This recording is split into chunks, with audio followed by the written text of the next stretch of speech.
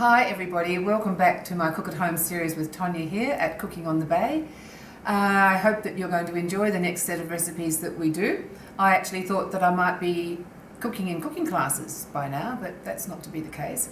So hopefully we'll wait and see what happens in August the 20th, and we'll go from there, but it's basically week by week, day by day for us, isn't it? So what I'm going to do today is a lovely tart, a slow roasted tomato tart, and the base I'm going to use to fill the tart dish is our pizza base that we make. Okay, so when I make pizzas, it's exactly the same process for the base, for the pizza base, as it is going to be for this tart. Okay, so for the pizza base, we have a cup and a half of mozzarella cheese, and which is at about 190 grams of cheese. I actually weigh it out, I prefer to weigh it out.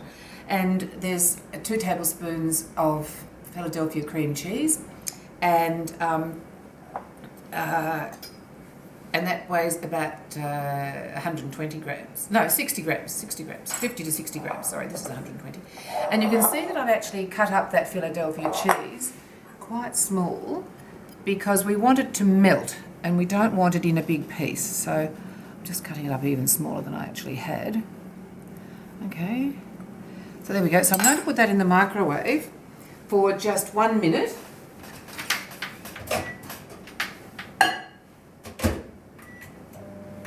1 minute. And then we're going to give it a stir, and then we're going to give it another 30 seconds. And you don't want it to dry out, you don't want it to become stringy.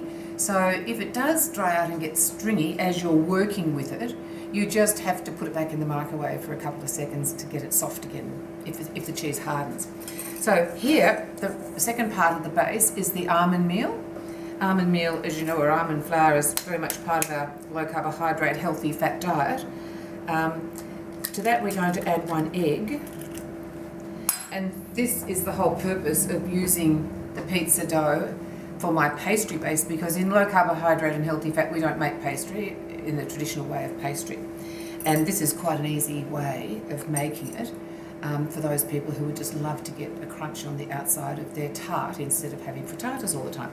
So we're going to add our egg to the ground almonds. Simply mix it round. I'll go and grab that out of the microwave. So there's our minute. Now it's quite hot when you take it out. So just give it a good stir round. And it goes back for 30 seconds. To completely melt. You can see how that mozzarella is, as it always is. So we'll just give it a rough stir, put it back, another 30 seconds. And I'll continue mixing up my ground almonds with my egg.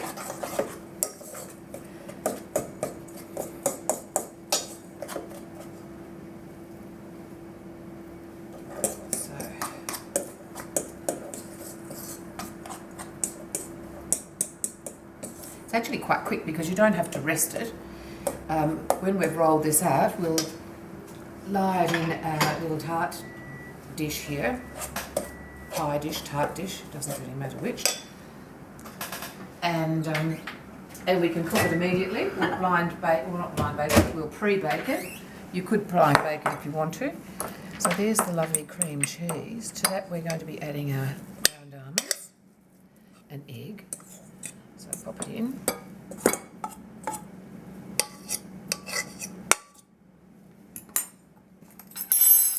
it all out.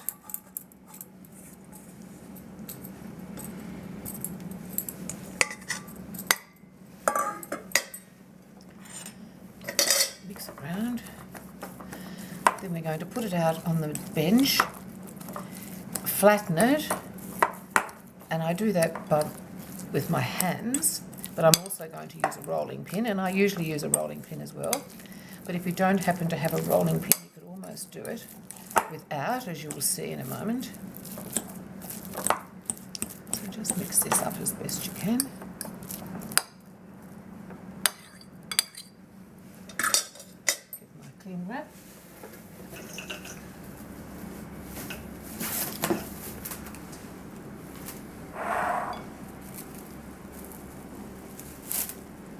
There we go.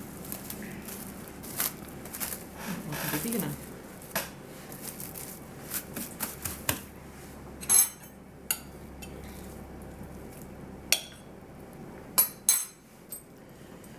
Wow. Typical mozzarella gets very sticky and stringy, as you can see. That's okay.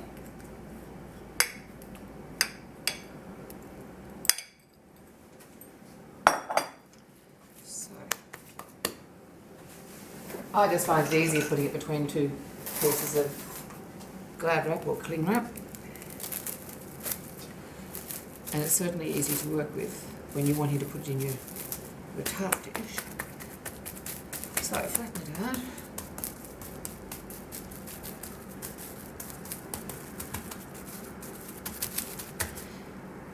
When I'm making the pizza base, I'll roll over the edge to get a little ridge, just a little bit, but I'll give that a roll now.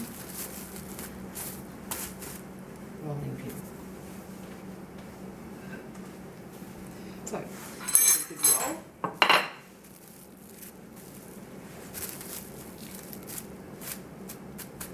It's not quite in the middle. Be okay, I guess. There we go. Oh, sorry. Just hang on a sec.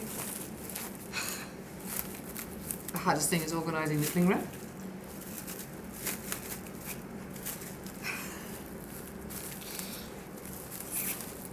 Good. That might be better. Okay, so then we'll just roll it. You don't have to rest this, which is good. No flour in it. So you can cook it immediately, but you can also freeze them. And I often just make these when I've got a moment and freeze it for a time when I want to have a quick pizza, quick dinner. And a pizza is a quick dinner.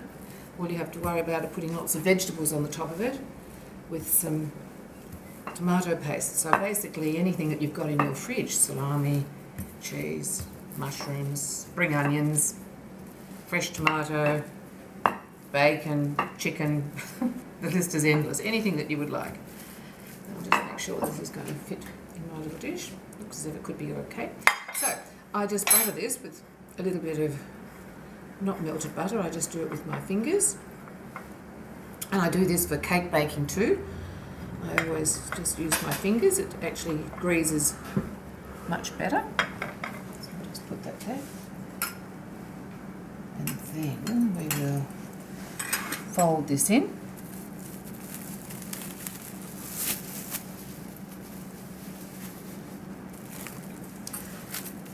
Take it over the rolling pin as we do to ease it over a bit. You can see it's quite useful having that cling wrap on because it does help support it, which is what you want.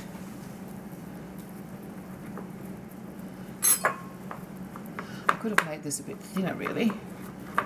I'll have to get my wider pastry, cling wrap out, I think.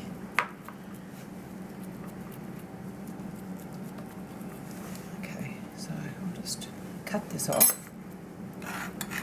And this extra pastry, or dough, I will make perhaps a couple of little bases or another pizza base and freeze for another time. So I'll just make that a bit thinner.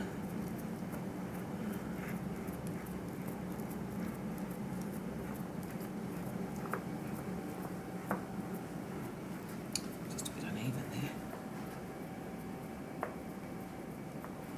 Okay, so just re-trim that.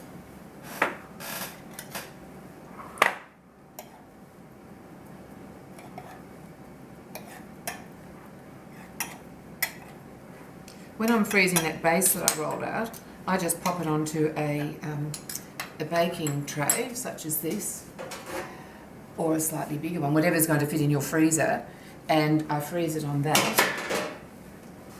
Just I don't want too much of this on the outside. There we go. So that's for another time. So then you have to just prick it with your fork to stop the bubbles from forming.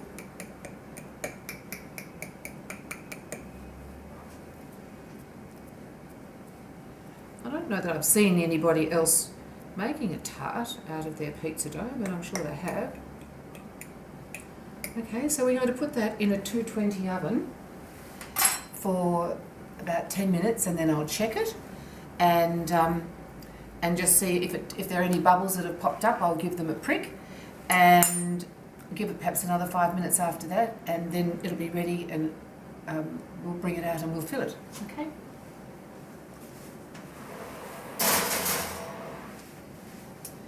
So 15 minutes, 10 minutes.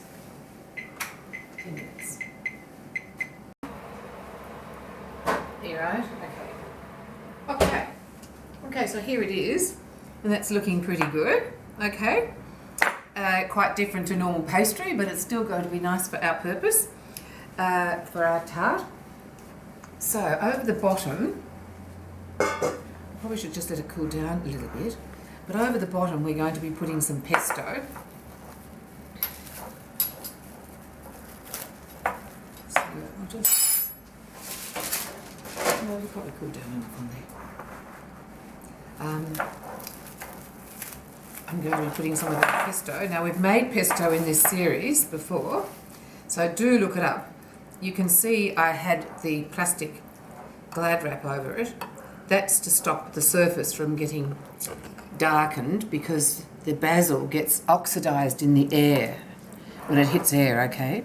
So you can either put a lot of oil over the top of it, or you can put a cling film when you're going to be using it as quickly as we are now. So for the tart, just while that's cooling a little, I slow roasted these tomatoes last night, and all I did with them was, I cut off the core side and I cut off the bottom, so we've just got the middle piece of the tomato. Can you see that? And then I oiled it, and I salt and peppered it, and put a little bit of drizzle of balsamic over it. So you can see there's a nice little bit of juice in the bottom of the dish here, which we'll put into the rest of the tart. But it's just basically so that it's a thicker slice of tomato than you would normally have. With the bits that I discarded, I didn't discard them, the bits that I cut off I didn't discard. I actually cut out the cores and I've popped them in a container to put into the next tomato sauce, or the next bolognese, or the next something that I'm stew or braise or something like that I'm going to be making at some stage, all right? If I'm going to keep them longer than 2 or 3 days, I'll pop them in the freezer. So they didn't go to waste. So in here we've got about 300 mils of cream, and I put the dollop of butter in there that I had greased this little tart dish with.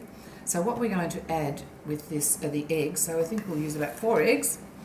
We've got 100 grams of Parmigiano Reggiano and 100 grams of Jack's Tasty Cheddar, English Jack's Tasty Cheddar cheese. So that's going to go into with a little bit of ricotta. We're going to put some ricotta in as well. So it's 3 cheeses. In fact, it's 4 cheeses because we've got our Persian feta.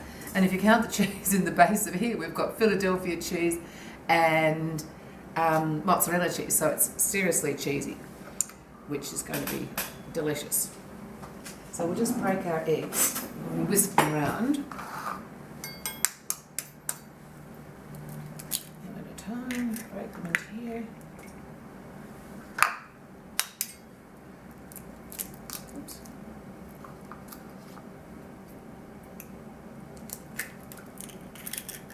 There we go. Make sure we do plenty of seasoning for this. On the top we're going to break up some Persian feta and just put a few dollops of that on. So we'll give it a whisk.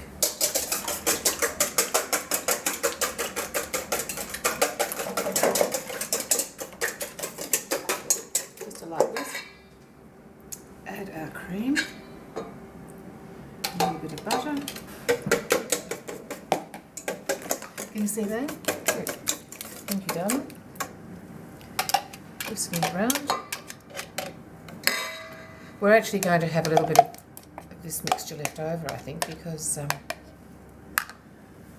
I'm using a slightly smaller mould today than I normally do.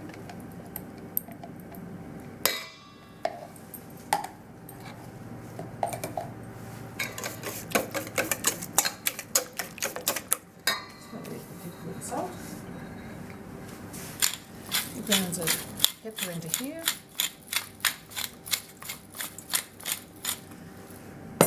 And a little bit of salt. I'm actually going to use this Mediterranean sea flakes salt, okay, because it's got a little bit of herbs in it, some oregano and parsley, dried parsley in there.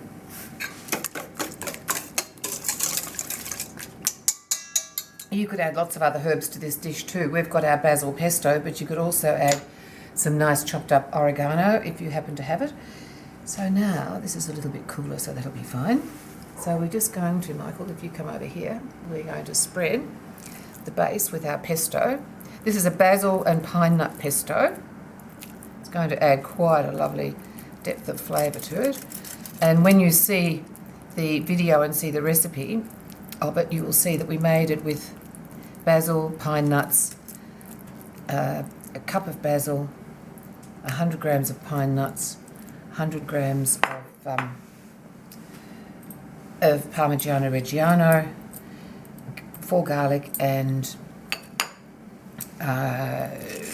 about 50 to 100 mils of olive oil, just to get it the consistency that you want. So put that in. So quite a generous base of the pesto there.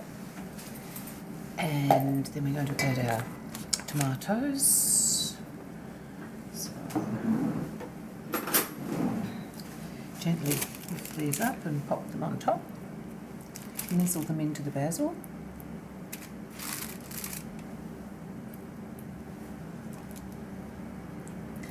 Yes, the normal tart dish that I use for this is a little bit bigger. But this is plenty for Michael and my lunch. There we go, perfect. So a little bit of, I don't think we'll worry about that. Oh, we might put some in on the top. So to slow roast these tomatoes, I don't think I actually told you what I did with that, but it will be included in my recipe. I cut them and oiled and drizzled them and slow roasted them. Oh, I did tell you that. I slow roasted them for 2 hours last night at about 100 to 120 degrees, and it just nicely caramelized them and has cooked them as I want them, okay? So I'll put a little bit of ricotta in here, just a little. Spoonful, perhaps about 50 grams of ricotta.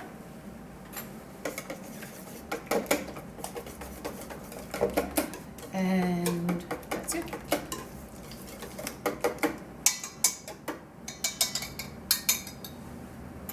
And these cheeses. And I'm going to sprinkle some around. I'll sprinkle some around on the top. So that's cheese. Put it in here. Oh, sorry, I'll just so you can see. Pouring it in.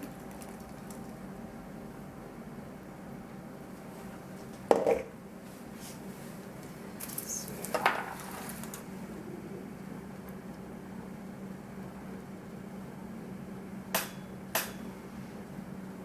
Delicious, delicious.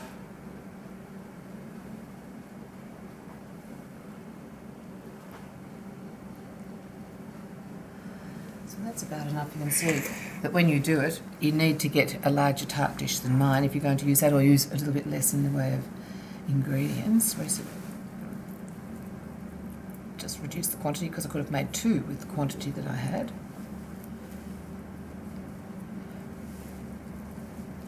Just a little bit of chopped up parsley. I'm going to give it another twist of pepper to make it look lovely. Perhaps a bit more parsley here. There we go. And just a little bit of my feta, virgin feta, because it always looks delicious.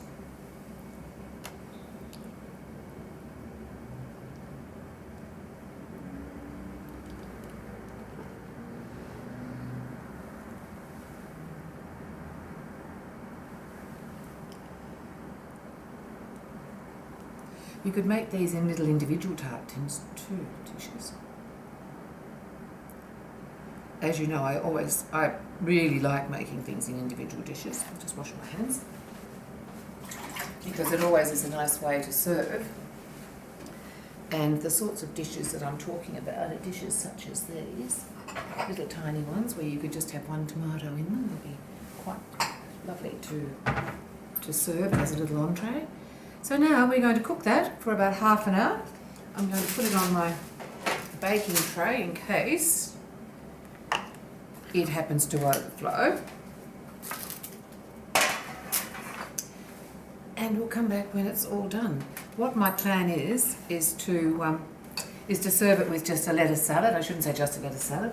A nice crispy lettuce salad here, which I've washed and dried out in the fridge.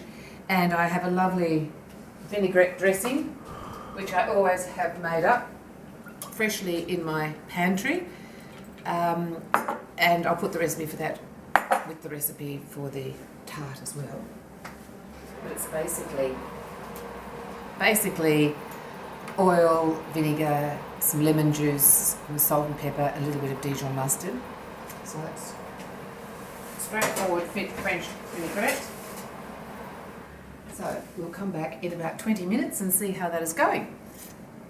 Put the timer on.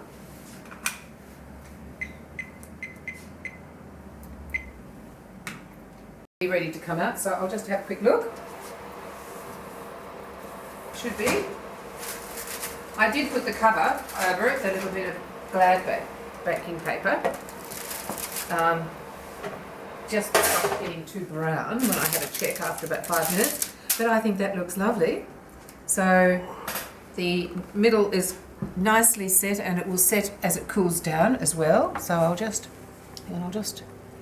a nice picture of it there, Michael. I'll just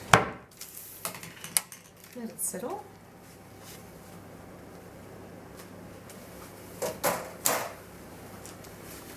And it will just firm up a little bit, and then we're going to have it with a little tossed salad, just a very simple lettuce salad with a little bit of parsley in there, a little bit of salt and pepper, and as I said, my lovely vinaigrette, which I have made up all the time. And it's a teaspoon of Dijon mustard, it's some lemon juice, salt and pepper, as well as extra virgin olive oil and a lovely white Chardonnay vinegar. So this will be on the website, as I said, and I look forward to seeing you next time in my Cook at Home with Tonya series here at Cooking on the Bay. Bye bye for now.